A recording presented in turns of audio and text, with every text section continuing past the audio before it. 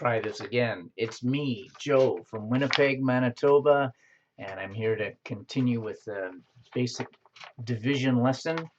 If you joined my class and you're part of our school, you will have got a few handouts. And this is the second handout that I would have given you. I probably would have given it to you all in one day. Not to be done in one day, because that would be totally overwhelming. But the second handout that I have there, number 2, I put there. It starts off with 3-digit by 3-digit multiplication A. And remember I told you that if you wanted to try 3-digit by 3-digit, go ahead. But please don't spend a whole lot of time on that. It's not necessary for you to do numbers like that. Okay, it's there. It's kind of old school to just crunch numbers all day. Some people like it though. But anyway, having said that, I'd like to go to the third page in this package, and I'd like you to go to where it says Division C. Whoops, there we are. Okay, notice that this is single digit division. It's got one number on the outside and 2 or 3 numbers on the inside. So I'm going to do that one that's circled blue. Let's see if I can get it. No, that's not looking too good. Not looking too healthy. It's 301 divided by 7. So let's do that one.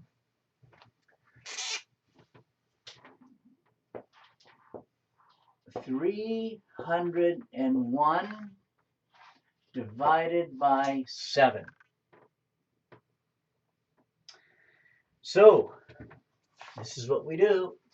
First thing we do is we divide. Let's take that off there. So does 7 go into 3? No, it does not. So we have to move over, and now we treat the 3 as if it were a 30. Does 7 go into 30?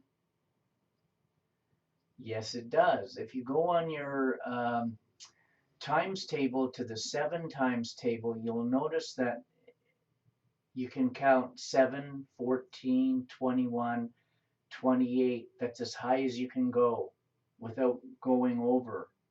So 28 is all we can get, and that would be 4 times. So there we are with a 4. So we divided 4 times 7. We know that it's going to be 28 because we just talked about that. So 28. So that was step 2, multiply. Now we subtract. And what do we get? Oh, 30 subtract 28 is 2.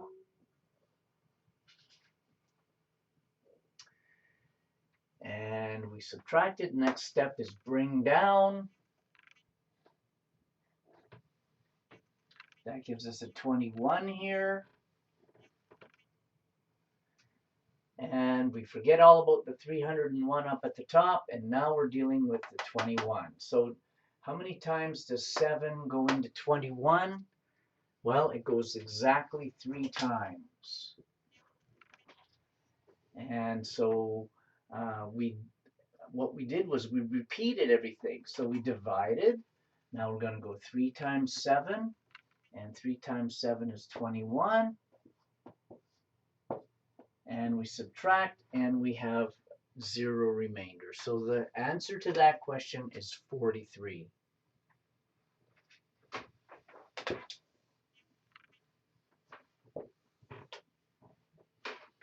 Now, we're going to try one on the next page, and that is going to be the one on, it says Division D on it. And I'm going to do the one that's circled, and that is 7 into 98. or I'll call it 98 divided by 7. Just so happens it's 7 in both examples. Can you see anything different between these two questions? Well, yes, this one had 3 on the inside, and this had 2 on the inside. But another difference is that this one had a small number to start with. This one had a 3. In fact, we had to move over in order to get our first calculation. But this one has a 9.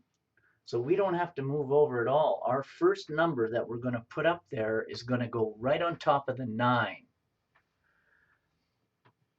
Okay, so how many times does 7 go into 9? Well, we know it only goes one time.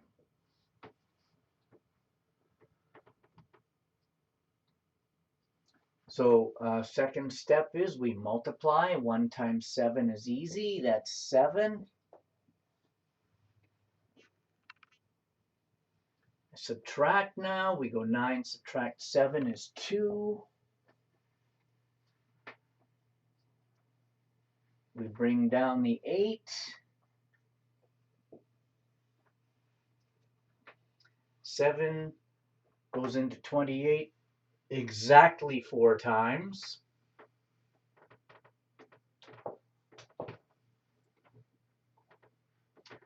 And we multiply again. 4 times 7 is 28.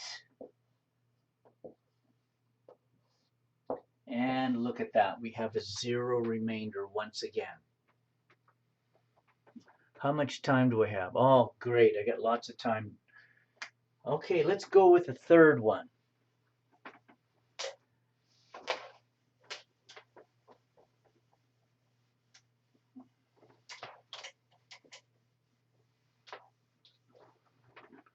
Let me pick one here. We're going to go 2 into 118. So this is question 3 on this page, on this group. So 118 divided by 2. I'm even going to take this off because this might confuse you looking at too much stuff here.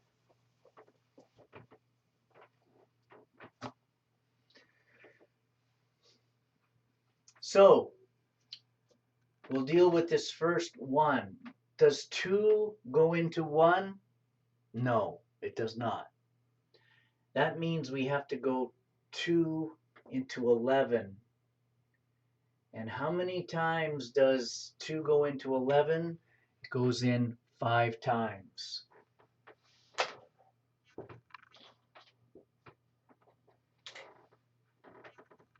By the way, I have to say this. When you're writing your numbers, you have to be directly on top of the numbers that are in the house. Put it this way. I have people who do this. They put the 5 there. Well, I don't know where that is. Is that on top of is that in the hundreds column or is that in the tens column? I need to know.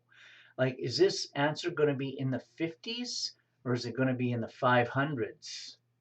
Make that clear. It's going to be in the 50s. So make sure this is nice and neat. It was right there like that. Okay, 5 times 2 is 10. 1 minus 0 is 1. And that doesn't matter because it's 1 minus 1, which is 0. So we'll bring this down, this 8. And what number does it take to multiply 2 to get 18? Well, that's going to be a 9. And 9 times 2 is 18, and we are done.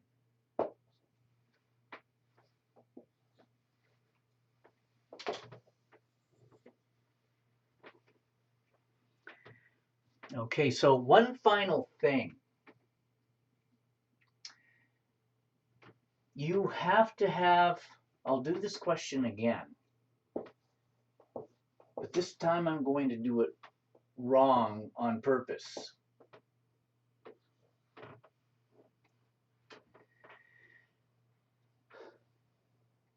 Suppose I thought that 2 went into 11 4 times, and I put a 4 here.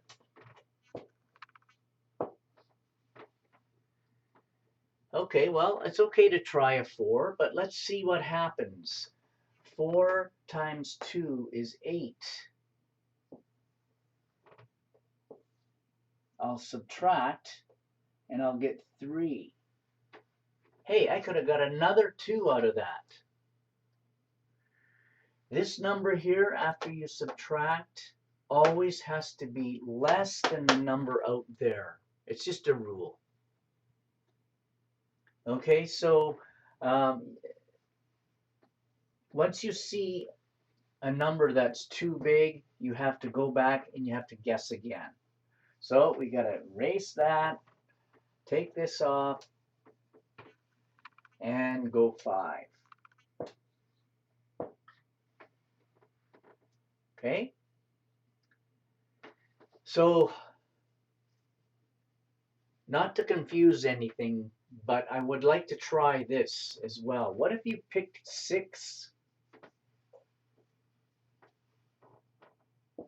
Suppose you picked a 6, a number that was too big.